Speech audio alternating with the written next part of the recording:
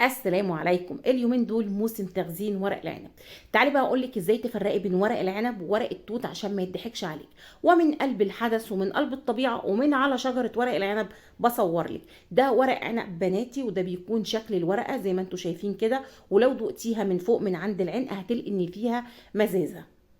اما دي بقى انتوا عارفين العنب الاحمر اللي بيكون فيه بذر، فده الورقه بتاعته، ولو دقتيها كده من عند العنق مش هتلاقي فيها مزازه ولا حاجه، والورق بتاعه بيكون متفاوت في الحجم. يعني انت ممكن تلاقي ورقه كبيره وخشنه وممكن تلاقي ورقه صغيره وناعمه، فالورق بتاعه بيكون متفاوت في الحجم.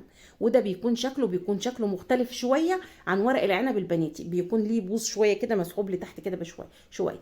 اما ده بقى فده ورق التوت، وده توت عماني، ده مش توت بلدي، ده توت عماني. وطبعا تقدري تفرقيه، يعني شكله طبعا مختلف تماما عن ورق العنب، تقدري تفرقيه بكل سهوله. انا هنا كنت بعمل لك مقارنه، ولو وصلتي لحد ان في الفيديو ما تنسيش تحطي لايك، لان انا كنت بصور لكم في الشمس.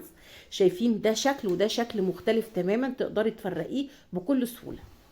وده ورق توت عماني، مش ورق توت بلدي، ده العماني. احنا لسه هنروح نصور التوت البلدي. شايفين انا هنا كنت بعمل لكم مقارنه.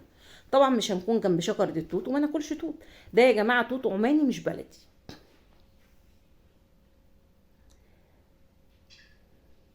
ودي بقى شجره التوت البلدي. التوت طبعا ما كانش لسه استوى، لسه صغنون ما استواش للاسف، ما قدرناش ناكل توت من على الشجره. وده بيكون شكله، طبعا بيكون شكله مختلف برضو عن ورق العنب، وانت تقدري تفرقيه بكل سهوله لان العنق بتاعه بيكون رفيع جدا، حتى الورقه بتاعته بتكون صغيره جدا مقارنه بورق العنب.